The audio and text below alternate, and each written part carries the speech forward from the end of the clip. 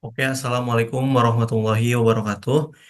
Kami dari kelompok 2 mata kuliah Rekayasa Perangkat Lunak.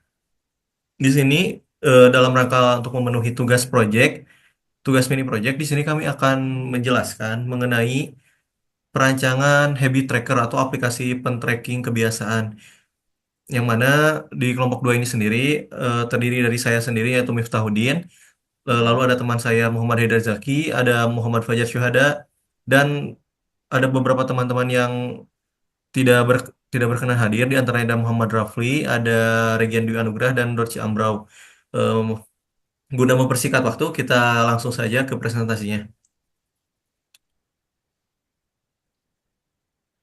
Oke, untuk yang bagian pertama, di slide pertama ini kita punya pengantar terlebih dahulu ya, tentunya sebelum mengenal mengenai proyek kita ini, saya akan memberikan pengantar atau pengenalan mengenai apa yang kita kerjakan di proyek kali ini. Yang kita kerjakan atau yang kami angkat di sini adalah sebuah aplikasi berbasis web bernama Habit Tracker, yang mana aplikasi berbasis web yang ini dirancang untuk membantu pengguna dalam membangun, mengelola, dan mempertahankan kebiasaan positif secara lebih efektif dengan antarmuka yang intuitif dan aksesibilitas tinggi. Pengguna dapat dengan mudah mencatat progres mereka kapan saja dan di mana saja melalui perangkat yang terhubung di internet. Fitur utama yang kami tawarkan di Habit Tracker ini ada pencatatan kebiasaan bisa di mana nantinya user dapat menambah, mengedit, dan menghapus kebiasaan dengan mudah. Selanjutnya ada pemantauan progres melihat perkembangan kebiasaan dalam bentuk statistik dan grafik. Selanjutnya ada pengingat otomatis, notifikasi untuk menjaga konsistensi pengguna dalam mencapai targetnya. Manajemen kategori serta tema yang dapat disesuaikan.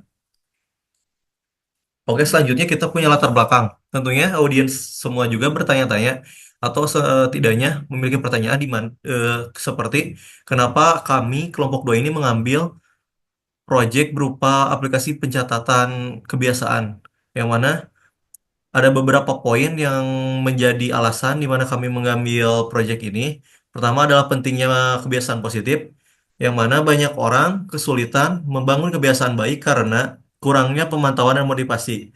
Selanjutnya ada keunggulan aplikasi berbasis web, di mana tidak memerlukan instalasi dan dapat diakses dari berbagai perangkat dan mudah diperbarui. Selanjutnya adalah kurangnya aplikasi yang simpel dan efektif, di mana banyak habit tracker yang terlalu kompleks atau tidak ramah pengguna. Dan yang kami tawarkan di sini adalah aplikasi berbasis web yang desainnya sangat simpel dan tentunya responsif. Selanjutnya ada relevansi dengan perangkat lunak. Proyek ini mengimplementasikan perancangan sistem berbasis web termasuk UML, sistem database, serta manajemen state dan user interface. Selanjutnya sekaligus yang terakhir adalah meningkatkan pengalaman dalam pengembangan aplikasi berbasis web. Mengembangkan proyek ini memberikan pengalaman langsung dalam membangun aplikasi web interaktif dan responsif, tentunya bagi kami kelompok 2. Selanjutnya ada desain sistem, yang mana desain sistem ini terdiri dari berbagai macam diagram yang nantinya akan menyusun keperluan-keperluan atau setidaknya menjadi kerangka bagi proyek ini. Dan untuk yang pertama sendiri kita punya en- mohon maaf, kita punya Entity Relationship Diagram atau ERD, yang mana ini berkaitan mengenai gambaran mengenai database dalam aplikasi Habit Tracker ini yang akan dijelaskan oleh Muhammad Haidar Zaki. Baik, ERD adalah diagram yang menunjukkan hubungan antara entitas dalam sistem. Diagram ini menunjukkan entitas habit, kategori, dan reminder, serta bagaimana mereka saling berrelasi. Habit memiliki atribut seperti ID, name, kategori, frekuensi, progress, streak, dan lain-lain. Reminder memiliki atribut ID, habit ID, time, dan frekuensi, serta berrelasi dengan habit. Kategori hanya memiliki name dan berrelasi dengan habit. RD memudahkan kita untuk memahami struktur data dan bagaimana setiap entitas saling berhubungan sehingga memudahkan proses pengembangan sistem. Next.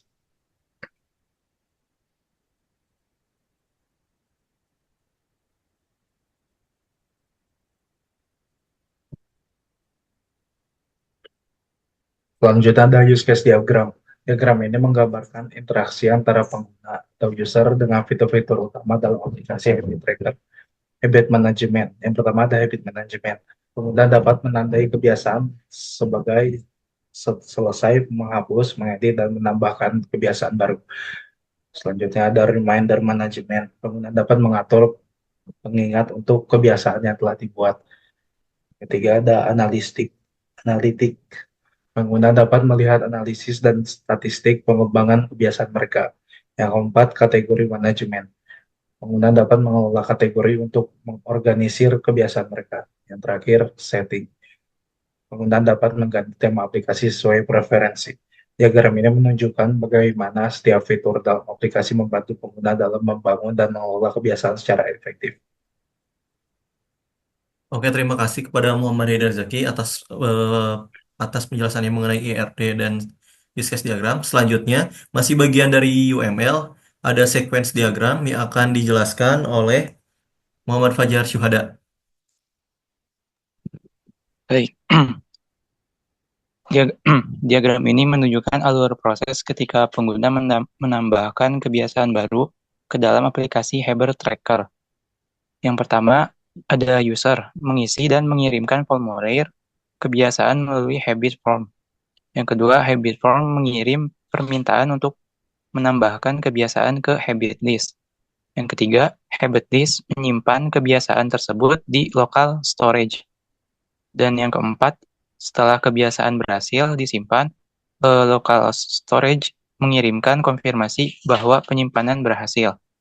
Yang kelima, habit list menerima konfirmasi dan memperbarui daftar kebiasaan. Dan yang terakhir, user kemudian melihat daftar kebiasaan yang telah diperbarui. Diagram ini menggambarkan bagaimana aplikasi mengelola data kebiasaan dengan alur yang sistematis dan tersinkronisasi. Oke, selanjutnya ada activity diagram. Diagram ini menggambarkan proses ketika pengguna menekan tombol Mark as Complete dalam aplikasi Habit Tracker. Jika proses habit belum mencapai 100%, progres meningkat 25%. Dan jika proses mencapai 100%, habit ditandai sebagai completed. Selanjutnya, strike bertambah dan longless stretch diperbarui jika diperlukan. Yang terakhir, tanggal terakhir diperbarui dan perubahan disimpan ke local storage. Oke, terima kasih kepada Muhammad Fajar atas penjelasannya mengenai sequence diagram dan activity diagram. Selanjutnya masih bagian dari UML, ada kelas diagram yang akan saya jelaskan sendiri, yang mana kelas diagram ini menunjukkan struktur kelas dalam aplikasi Habit Tracker. Beberapa kelas utama yang kami miliki antara lain, yang pertama ada Habit Tracker, di mana Habit Tracker ini mengelola daftar habits, kategori, dan reminders. Yang kedua ada Habit, memiliki atribut seperti name, progress, streak, dan metode seperti mark complete dan reset progress. Yang ketiga ada Reminder, terkait dengan habit dan memiliki metode schedule notification. Yang terakhir ada kategori, yang mana hanya hanya menyimpan nama kategori. Dengan diagram ini kami dapat memastikan bahwa struktur kode kami terorganisir dengan baik. Selanjutnya ada komponen diagram, di mana diagram ini menunjukkan bagaimana web browser aplikasi Habit Tracker berkomunikasi dengan local storage untuk membaca dan menyimpan data habit pengguna. Selanjutnya ada state diagram. State diagram ini menunjukkan perubahan status kebiasaan dalam aplikasi. Beberapa status yang kami miliki antara lain, yang pertama ada habit create, di mana kebiasaan dibuat dengan status awal not started. Yang kedua ada not started yang berjalan melalui in progress, pengguna mulai melacak kebiasaan. Selanjutnya ada in progress ke completed, yang mana pengguna menandai kebiasaan sebagai selesai. Pak, Yang punten keempat gaduh ada in kecolok progress kange ya. ke not started, Gaduhnya. pengguna mengatur ulang kebiasaan. Yang kelima ada completed atau in progress, yang mana pengguna menghapus kebiasaan yang mengakhiri siklusnya. Dengan diagram ini, kami dapat memastikan bahwa setiap kebiasaan dapat berpindah dari satu status ke status lain berdasarkan tingkat pengguna. Yang selanjutnya sekaligus yang terakhir dari bagian ini, adalah deployment diagram. Pada slide ini kami akan menjelaskan deployment diagram yang menggambarkan arsitektur fisik dari aplikasi Habit Tracker. Diagram ini menunjukkan bagaimana web browser atau tempat aplikasi berjalan berkomunikasi dengan local storage untuk membaca dan menyimpan dan habit pengguna. Dengan diagram ini, kami dapat memastikan bahwa aplikasi kami dapat berjalan Maksudnya dengan nu baik di gini gaduh lingkungan gitu. browser tanpa memerlukan server Maksudnya eksternal. adil. Seperti ini untuk gambaran dari diagramnya. Dan yang selanjutnya kita punya implementasi code, yang mana dalam implementasi code ini kami akan menunjukkan bagaimana kami menyusun aplikasi ini dengan teknologi yang kami gunakan di sini adalah HTML, CSS, dan juga JavaScript. Dan ini untuk source code yang kami miliki. Pertama di sini ada HTML-nya sendiri yang menyusun kerangkanya, dan di sini kami punya CSS-nya. Yang mana CSS ini kami memperbarui tampilan dan juga kami mempercantik tampilannya, seperti mengedit dan merubah warna dan lain sebagainya. Dan di app.js ini kami menggunakan beberapa fungsi guna guna merealisasikan atau mengimplementasikan aplikasi ini ke dalam bentuk yang kami inginkan. Dan apabila kami run aplikasinya,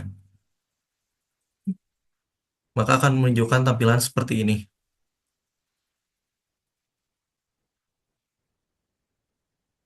Oke, kembali ke slide presentasi. Selanjutnya ada black box testing, yang mana untuk black box testing ini sendiri, saya sudah menyiapkan beberapa table ya, dengan kriteria-kriteria tertentu. Seperti yang pertama, di sheet pertama ini, saya punya test case menambahkan kebiasaan baru. Oke, untuk ini ada beberapa, seperti seperti yang kita ketahui, di mana black box testing ini adalah testing di mana kita menyamakan hasil input yang diminta dengan output yang inputan minta. Seperti kita bisa lihat di sini ada 5 poin, di mana test case ID, yang mana di test case ID ini adalah ID dari tiap test case, seperti TC strip 01 ini menggambarkan test case yang pertama. Selanjutnya ada input, di mana input ini adalah permintaan atau soal atau pengetesan yang diminta. Misal di sini ada nama yang dimasukkan adalah olahraga, kategori health, frekuensi daily. Dan expected output adalah output yang diminta atau output yang diharapkan. Yang mana di sini juga sudah kami sediakan output yang diharapkan seperti apa. Dan actual output adalah output yang nanti ketika kita tes atau ketika kita cek adalah output yang kita dapatkan apakah sudah sesuai. Dan status nantinya akan mengklasifikasikan apakah input atau apakah output ini sudah sesuai dengan inputan yang diminta. Oke, kita langsung mulai saja kepada test case yang pertama, di mana inputannya meminta kita untuk membuat kebiasaan baru atau mendapatkan kebiasaan baru dengan nama olahraga, dengan lalu kategori health dan frekuensi daily. Dan expected outputnya diminta adalah kebiasaan olahraga ditambahkan ke daftar kebiasaan dengan progres 0% dan streak 0%. Langsung kita coba saja. Oke, dan kebetulan untuk pengetesan ini kita tidak akan melakukannya dari source code, kita akan langsung saja. Kebetulan karena saya telah menggunakan hosting untuk ini, untuk project ini, jadi kita akan langsung akses saja sebagaimana user nantinya mengakses project kita.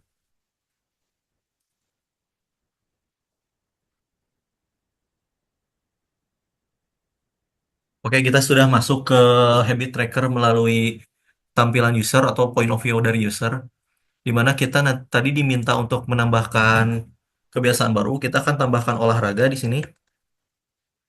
Lalu kategorinya adalah hot dan frekuensinya adalah daily. Lalu kita akan tambahkan langsung habit baru ini.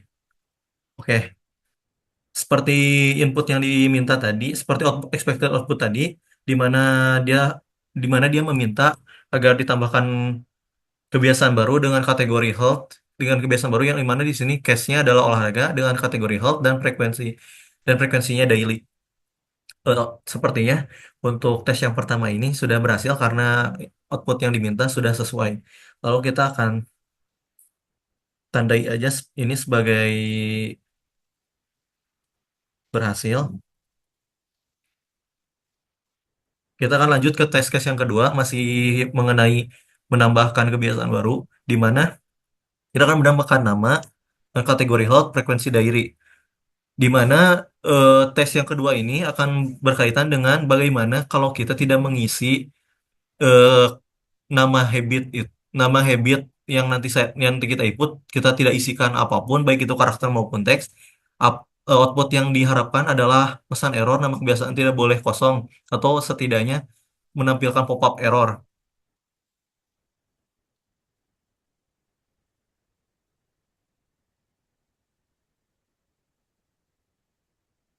Dan sepertinya untuk tes yang kedua juga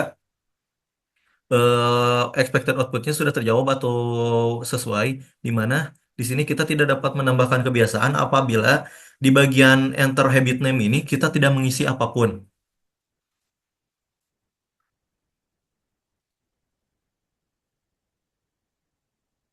Kita checklist saja statusnya karena ini sudah sesuai. Selanjutnya masih berkenaan dengan menambahkan kebiasaan baru, di mana di tes ketiga kita diminta menambahkan kebiasaan baru bernama membaca dengan kategori kosong atau kategorinya itu tidak ada, dan frekuensi daily, di mana pesan error, di mana expected outputnya adalah pesan error kategori harus dipilih.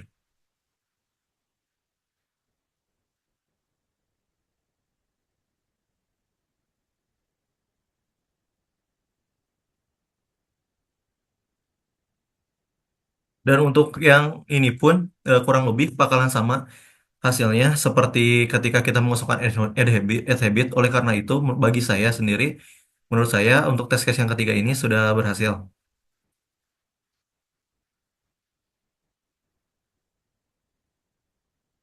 Selanjutnya ada test case terakhir di menambahkan kebiasaan baru ini, yaitu nama membaca kategori learning, namun frekuensinya sekarang yang kosong. Dan menurut saya, eh, seperti yang dua tadi sebelumnya, apabila salah satunya tidak diisi atau tidak diberikan inputan, maka akan menghasilkan pop-up berupa bagian itu harus diisi. Oleh karena itu, kita anggap ini sudah selesai. Kita lanjut ke sheet kedua, di mana test case ini berfokus pada menandai kebiasaan sebagai selesai. Yang mana di test case 05, inputannya diminta agar klik tombol mark as a complete pada kebiasaan olahraga.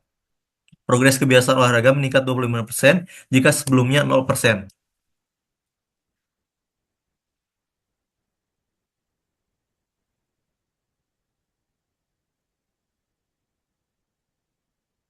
Oke. Dan sepertinya output output yang diminta atau expected outputnya sudah sesuai, di mana habit olahraga ini bertambah ke angka 25% seperti yang diminta dari expected output.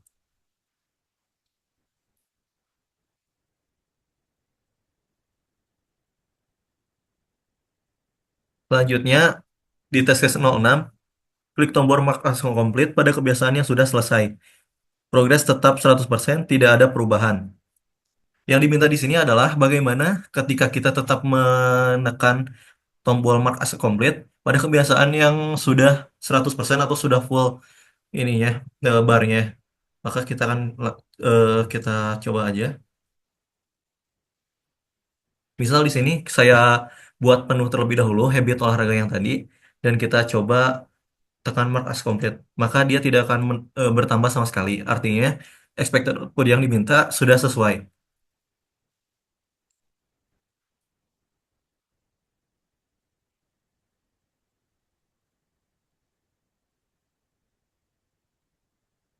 Selanjutnya ada test case mengedit kebiasaan.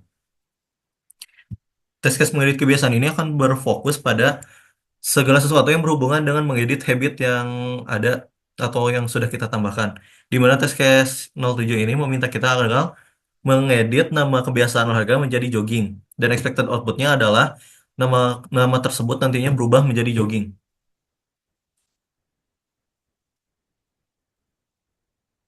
Kita akan ganti menjadi jogging. dengan dengan kategori health dan frekuensi daily. Oh, kita coba di sini.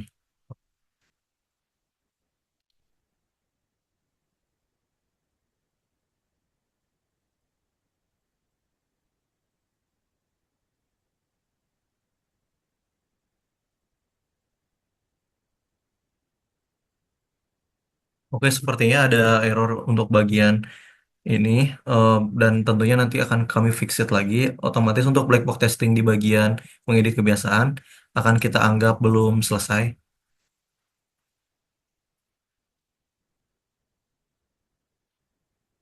Selanjutnya ada edit kategori kebiasaan olahraga dari health ke productivity. Akan kita coba.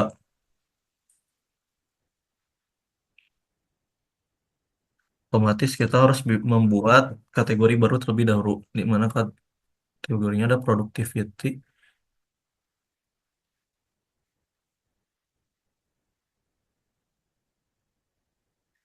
Dimana sekarang sudah berubah habit olahraga ini ke kategori productivity.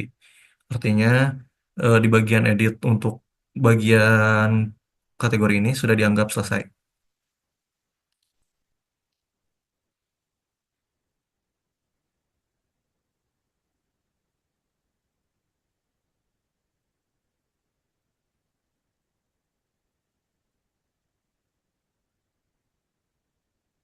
Edit frekuensi kebiasaan olahraga dari daily ke weekly.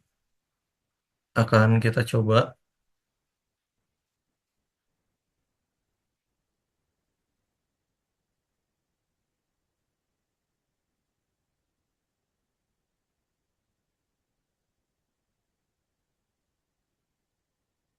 Sudah berhasil ya untuk bagian ini dirubah frekuensinya menjadi weekly. Artinya bisa dikatakan berhasil juga untuk test case yang ke-9. Edit nama kebiasaan menjadi kosong, pesan error, nama kebiasaan tidak boleh kosong.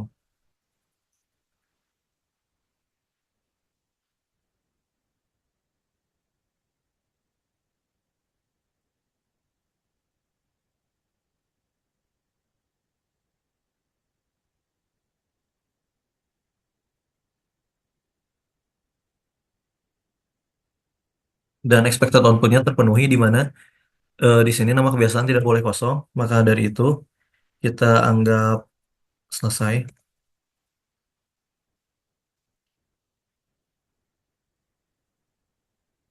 Selanjutnya ada test case menghapus kebiasaan. Klik tombol remove pada kebiasaan olahraga. Yang mana di test case 11 ini kita diminta untuk meremove dan expected outputnya adalah kebiasaan olahraga nantinya dihapus dari daftar.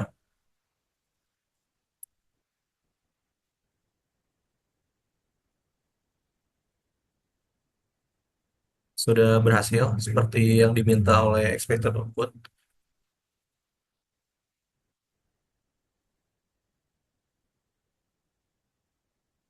Selanjutnya adalah klik tombol remove pada kebiasaan yang tidak ada perubahan, tidak ada kebiasaan yang dihapus.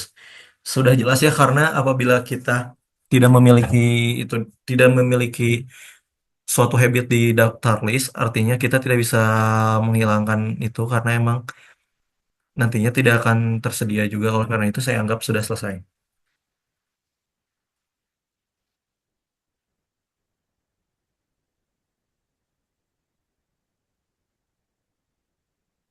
Lanjut ke sheet 5, menambahkan kategori baru. Di mana di tes case 13 kita diminta menambahkan kategori meditasi dan expected outputnya adalah kategori meditasi ditambahkan ke daftar kategori.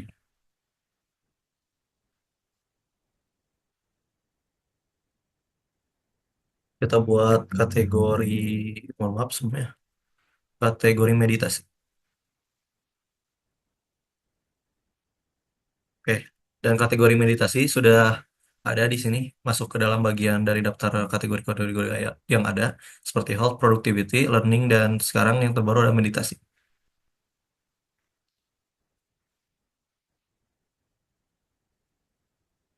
Selanjutnya nama kategori kosong. Pesan error nama kategori tidak boleh kosong. Artinya di sini inputannya meminta kita agar kita memasukkan tidak memasukkan apapun atau mengosongkan namanya, dan expected output yang diharapkan adalah nama kategori tidak boleh kosong.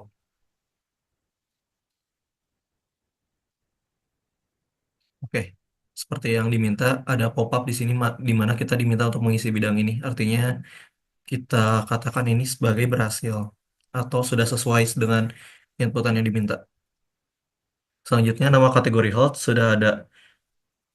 Inputannya di sini meminta kita memasukkan nama kategori yang sebelumnya sudah ada, dan expected outputnya mengharapkan nantinya ini tidak berhasil atau gagal karena nama kategori sebelumnya sudah ada.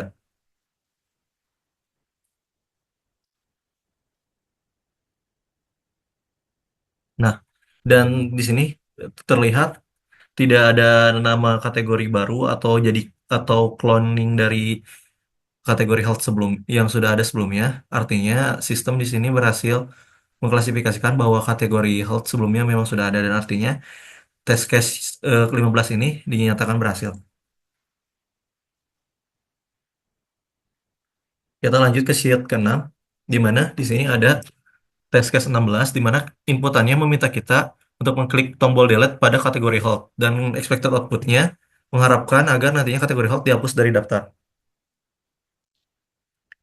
Kita coba tekan tombol delete di bagian kategori hold, dan dan kategori hold sudah hilang dari list yang ada di nama-nama kategori. Artinya bisa dikatakan berhasil.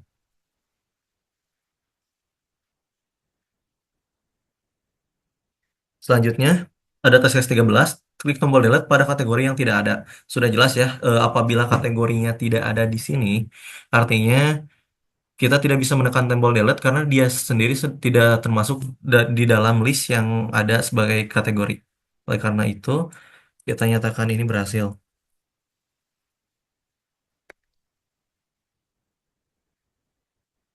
Kita lanjut ke sheet ke-7, di mana tes case ini fokus pada menambah pengingat.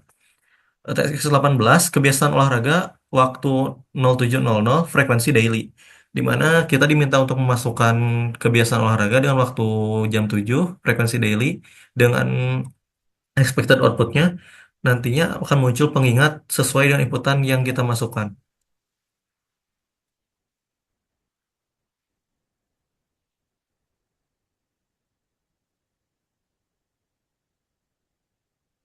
Oke, dan sepertinya untuk bagian ini masih mengalami error, dan bisa saya katakan mungkin untuk bagian reminder semuanya belum bisa di testing, atau nanti mungkin kita fix it terlebih dahulu baru kita testing. Oke, oleh karena itu di bagian reminder atau pengingat ini kita akan skip saja langsung ke sheet yang selanjutnya. Ada menghapus pengingat, dan karena masih berhubungan dengan pengingat tadi, jadi otomatis saya pikir ini tidak perlu kita jalankan karena tentunya sudah tahu jawabannya, karena di bagian struktur yang reminder tadi masih mengalami beberapa error. Selanjutnya ada test case mengubah tema like dark mode.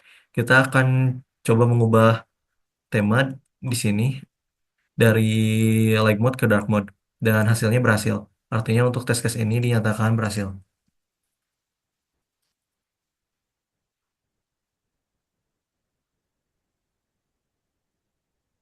Selanjutnya ada sheet 10, di mana pengguna melihat melihat statistik.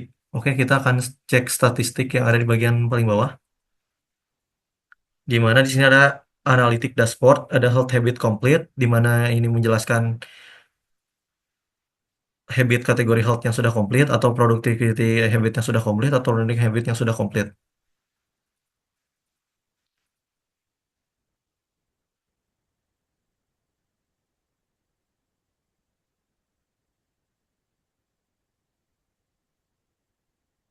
Selanjutnya sekaligus yang terakhir dari tes case ini adalah menghapus semua data. Klik tombol clear data, semua data kebiasaan kategori dan pengingat dihapus. Dan tentunya untuk ini bisa saya katakan sudah berhasil ya, karena ini masih berkaitan mengenai remove tadi, yang mana meremove list yang ada dalam daftar.